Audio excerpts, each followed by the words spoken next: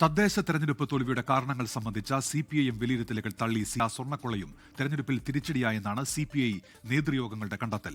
തോൽവിയിൽ നിന്ന് പാഠം ഉൾക്കൊണ്ട് തിരുത്താതെ മുന്നോട്ട് പോയിട്ട് കാര്യമില്ല എന്നാണ് സിപിഐയുടെ നിലപാട്. മുഖ്യമന്ത്രിയോടുള്ള എതിർപ്പും തോൽവിക്ക് കാരണമായെന്ന ചർച്ചയിൽ അഭിപ്രായമുയർന്നു.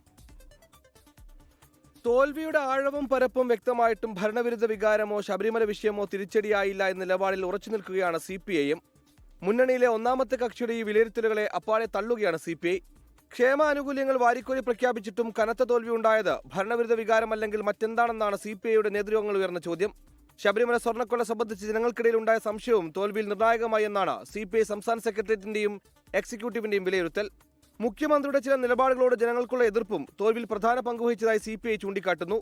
തുടർച്ചയായി വർഗീയ വിരുദ്ധ പരാമർശം നടത്തുന്ന വെള്ളാപ്പള്ളി നടേശനോടുള്ള ആഭിമുഖ്യം, ശബരിമല സ്വർണ്ണക്കൊള്ളയിൽ അറസ്റ്റിലായ പത്മകുമാറിനെതിരെ നടപടിയെടുക്കാത്തത് തുടങ്ങിയ കാര്യങ്ങളാണ് മുഖ്യമന്ത്രിയോട് ജനങ്ങൾക്ക് എതിർപ്പുള്ളതെന്നാണ് സിപിഐ നേതൃയോഗങ്ങളിൽ ഉയർന്ന അഭിപ്രായം.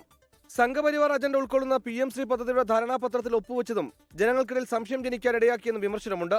തോൽവിയിൽ നിന്ന് പാഠം ഉൾക്കൊള്ളാതെ വിദണ്ഡവാദങ്ങളുമായി മുന്നോട്ട് പോയിട്ട് കാര്യമില്ലെന്നും സിപിഐ ചൂണ്ടിക്കാട്ടുന്നുണ്ട്. ഫലപ്രദമായ തിരുത്തൽ നടപടികൾ കൂടിയേ തീരൂ.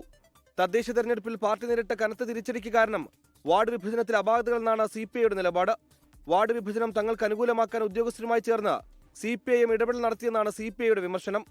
വിഭജനത്തിന്റെ ഗുണം സിപിഎമ്മിന് കിട്ടിയുമില്ല, സിപിഐക്ക് നഷ്ടമുണ്ടാവുകയും ചെയ്തുവെന്ന് എല്ലാ ജില്ലകളിൽ നിന്നുള്ള നേതാക്കളും ഒരുപോലെ ചൂണ്ടിക്കാട്ടി. നാളെ ചേരുന്ന സിപിഐ സംസ്ഥാന കൗൺസിലിലെ ചർച്ചയ്ക്ക് ശേഷം തെരഞ്ഞെടുപ്പ് ഫലത്തിന്റെ വിലയിരുത്തൽ സിപിഐ പൂർത്തിയാക്കും. പാർട്ടി നിലപാട് LDF യോഗത്തെ അറിയിക്കാനും തീരുമാനമുണ്ട്. R. ശ്രീജിത്ത്, 24, തിരുവനന്തപുരം.